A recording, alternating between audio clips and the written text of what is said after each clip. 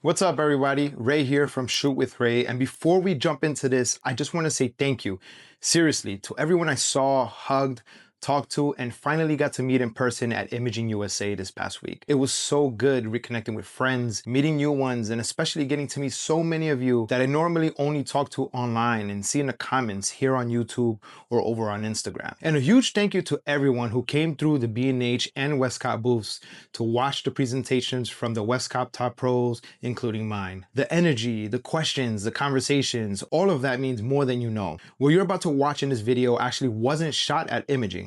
And this is me walking you through it and what was happening and what I was using and why. Let's get into it.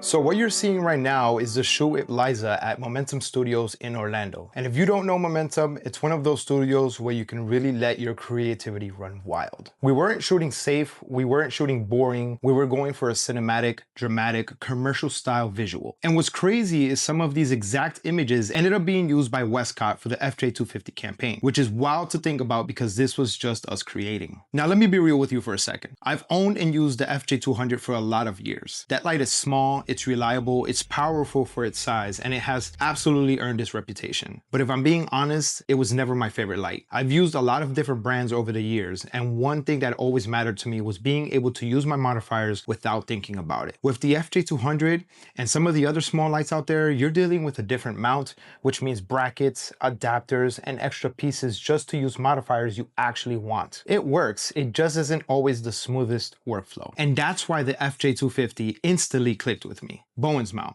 That means every modifier I own just works. My beauty dishes, my soft boxes, my strip lights, everything. No adapters, no brackets, no compromises. Now that the FJ250 is out, I've been seeing both sides of the internet. On one side, a lot of people love it because they can finally use the same batteries from the FJ400 and the FJ800. They love the Bowen's mount. They love that it feels like a real studio light in a small body. On the other side, some people are mad because it's not as tiny as the FJ200. They can't throw 3 of them in a backpack with their camera and lenses and hop on a plane the same way. And honestly, I get that. Mobility matters, especially if you're traveling, shooting on location, hopping in Ubers, going through airports, or just trying to stay light and fast. The FJ200 is still amazing for that. But here's the thing, the FJ250 isn't trying to replace that workflow. It's trying to give you a different one. With the FJ250, I don't need brackets. I don't need special mounts. I don't need to rethink my modifiers. I throw it in its own little case, grab the exact modifier I want,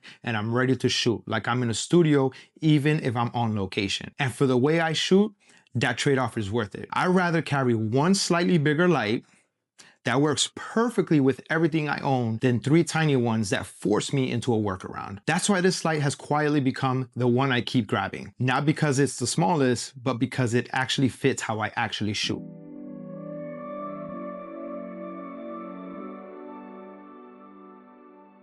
What really surprised me is how I often reach for the 250 when I'm not even thinking about lighting. It's not something I plan, it just happens. When I'm loading my car for a shoot, when I'm grabbing my gear for a studio day, when I'm walking to a space like Momentum, the FJ250 ends up in my hand because it lives in that sweet spot between portable and powerful. It's not pocket sized like the FJ200, but it's also not some big heavy pack light that makes you stop and rethink your setup. It has its own case, I throw it in the car, grab a stand, grab a modifier, and I'm moving. And for the kind of work I do, branding, portraits, creative shoots like this, the balance is everything. That's why it keeps earning its way into my kit without me even trying. On this shoot with Liza, the FJ250 was my main light for almost everything you're seeing. For most of the looks, it was sitting camera right, shaping her face, giving me that clean, dramatic key light that everything else is built on.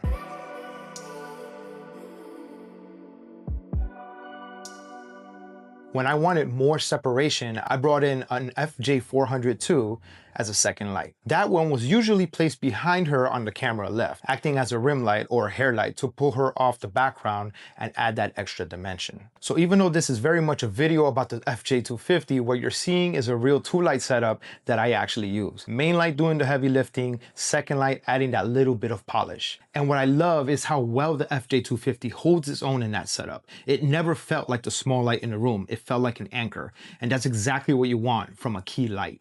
And one thing I should probably point out, especially if you're not on the Westcott system right now, maybe you're on Godox, Photo, Flashpoint, or something else. What made this shoot smooth wasn't just the FJ250, it was the whole system. The triggers work across camera brands, Sony, Canon, Nikon, Fuji. I don't have to buy different triggers. I grab one transmitter and it just works. The FJ250 has a touchscreen. I'm not digging through menus, power, groups, modeling lamp, it's all right there. The modeling lamp is actually useful too. You can change the color temperature and it's bright enough that I can see what the light is doing before I even take the shot. Sometimes I even use it for continuous lighting. And the grouping system is one of those things you don't realize you need until you have it. The screen shows the group and the LED on the light changes color. So on set, I know exactly which light I'm adjusting without guessing. Stuff like that matters when you're moving fast. And real quick, if you're ever stuck with lighting, like you don't know what light to buy or what to set up or what makes sense for what you shoot, you don't have to guess. Drop a comment in this video or even DM me on Instagram at shootwithray and I'll be happy to point you to the right direction. I'd rather you get something that actually fits your style and your workflow than just buying some random gear and hoping that it works.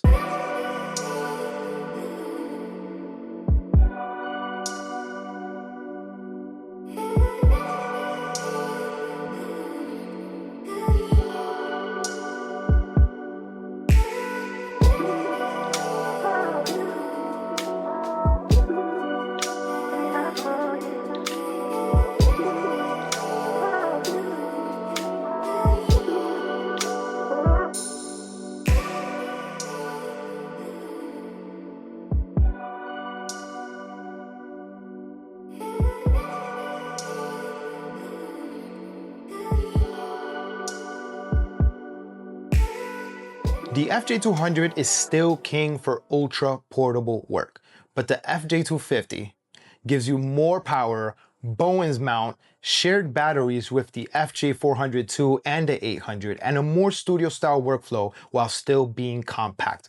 Look at this thing. So now you have a choice. Do you want ultra small or do you want an ultra flexible? For me, having both is the cheat code. So yeah, this video wasn't planned. It was just a real shoot with real light, and now you're getting the story behind it. If you want to learn more about the FJ250, I've got links in the description. And yes, I do have a code that helps you save a little bit of money. So if you need that, send me a message on my DM. But more than that, I hope this video shows you what's possible when you stop overthinking and just start creating. If you've enjoyed this video, let me know in the comments, give this video a like, and I'll see you in the next one. Thanks for watching.